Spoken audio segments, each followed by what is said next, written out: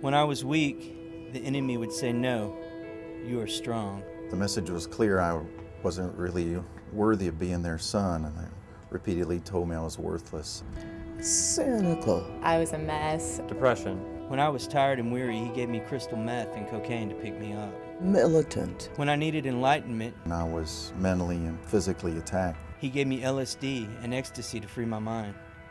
Atheist. I strived for attention and compliments, I've been starving for love my whole life. and all of this led to an eating disorder. I was willing to do almost anything to get more friends. A constant struggle. Promiscuous drunk. My life was normal. It was all about me. It was normal for fathers to beat their children, Fear. for husbands to cheat on their wives, Empty. for mothers to put the needs of themselves before the needs of their children. Incomplete. Cold to my children, my wife, and everyone else. When Dad drank, he would sometimes beat my mom to the point where I wouldn't even recognize her. The world was always against me, and bad things just seemed to happen to me. When I stood up for my mom, it was me who got hit and thrown across the room. I worried. My marriage was in trouble. And worried My career was everything. Without it, I was nothing. and worried. Drinking and drugs started. I was lonely, I was walking blind, completely shutting God out of my life. afraid.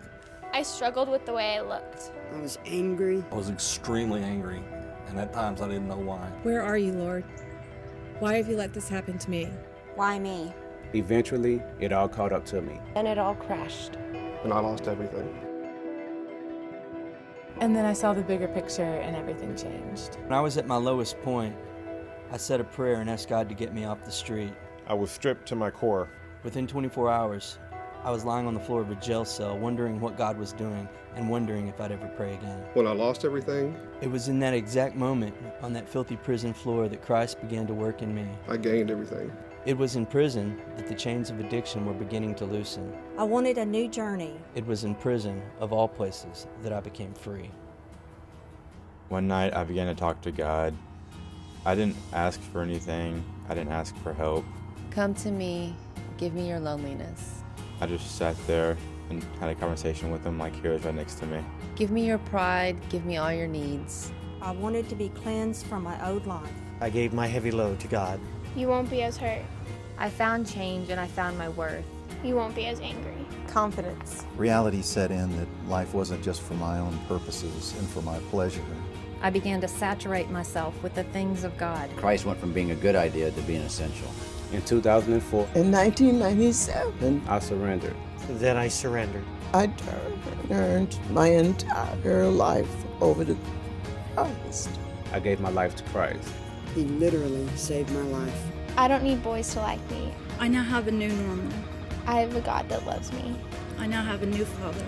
I finally believe God could love someone like me. I can praise God for the turbulence.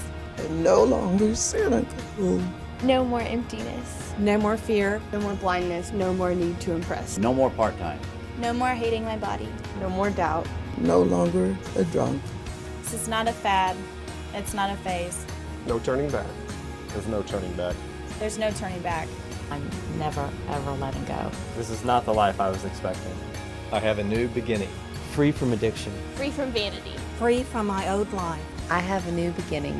Free from the trap of having it all together. Free from words that I hate. Free to love. I'm free to be loved. Free from bitterness. I have a new beginning. The emptiness is filled. I have a new beginning. I have a new beginning. We have a new beginning. I have a new beginning. I am new.